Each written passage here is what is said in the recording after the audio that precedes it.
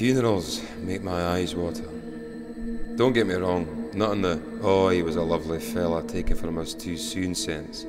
That stuff I can handle. Old ladies with water bag legs shoving egg mayonnaise sandwiches at you, I can just about manage. Slipping them in the pocket beside the scoosh bottle is no problem for me. You never listen to a word you say anyway. A few, is that right? A few, really? No, really? Then they're happy as Larry. Just don't stray into the and how's your Finlay doing in New Zealand minefield. That can spell catastrophe. It's details like cause of death that have me filling up. Sends me reaching for the 12-year-old Macallan they roll out for such occasions, and hitting it hard. Not just because that's what drinkers do, but because I know that in my racket, it doesn't look good to be moved by things like funerals and death. It's when death comes so close to home, stamps on your doorstep, and invites itself in that I wince. Really wince. I mean, who wouldn't wince at something like this? Shameful, it's never been one of those books that fits easily into a 100-word blurb. Thuglet said it was about the pains of being a father and the pains of being a son, which I really liked. It's a murder mystery told in a thriller style about a father who's lost his only son, tortured to death by gangsters. He's seeking answers.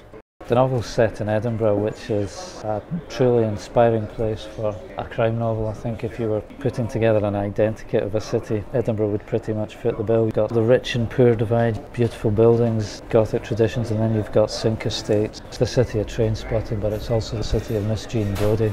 You know, when these two worlds collide, it's perfect fodder for a crime writer.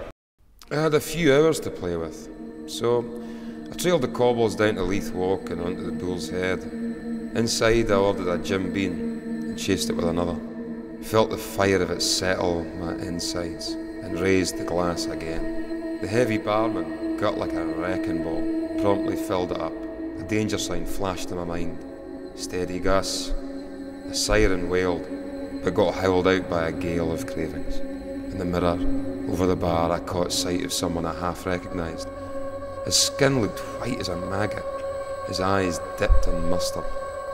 I took a drink and instantly felt just like when you're in the station and the train next to you starts to move. I stared at myself some more. I looked rough as guts and only half as welcoming. I thought I wouldn't like to bump into myself on a dark night. I'm influenced by lots of writers. Irvine Welsh, I love his Acid House. Marabou Stock Nightmares is one of my all-time favourite novels. I'm also a huge fan of the Irish writer Ken Brown, his Guard series. I love a lot of his standalones as well. And of course the kind of giants of the genre like Ted Lewis, David Goodis, Jim Thompson, all huge influences. I left a couple of quid on the table and slid out the door. My self-esteem slid out beneath me. I felt lower than a snake's belly. A lot of the characters are kind of drawn from real life. I was club reporter for the Daily Record for a number of years, and I did deal in that kind of shady type society for a wee while. I met a lot of people that looked like the gangster in there, Benny Salinskis. I had only one way to get some answers, and it wasn't going to be pretty. I took a long walk, tried to figure things out. At Holyrood Park the sky turned grey, shot through with red. The Queen's wee bit hoosey provided just the dark overtones my mood needed.